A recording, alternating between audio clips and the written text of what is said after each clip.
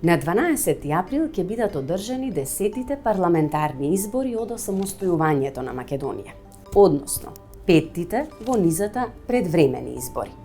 Но она што ги прави посебни овие избори е што тие се први откако земјата го промени своето уставно име во Република Северна Македонија. Новото име донесе скорошно членство во НАТО. Иако изборите следуваат по големата разочараност на јавноста, откако во октомври 2019 земјата не доби датум за почеток на преговори за членство во Европската Унија, иако промената на името беше најголемиот услов. Тогашниот премиер, а сега само лидер на СДСМ, Зоран Заев, за Слободна Европа, изјави: Секако разочарувањето е присутно кај сите граѓани, присутно е кај мене, заради тоа што Европската Унија не донесе одлука.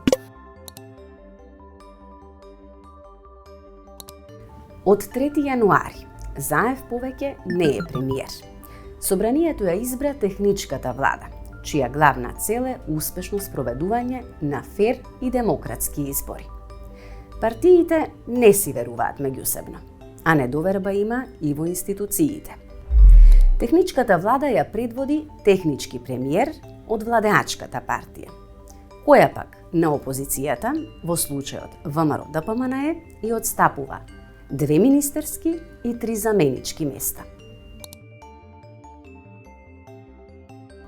За лидерот на опозицијската ВМРО-ДПМНЕ, Христијан Мицкоски, преспанскиот договор со кој е договорено името е капитулантски. Ние реалноста во Македонија не можеме да игнорираме, но ќе се бориме да ја промениме.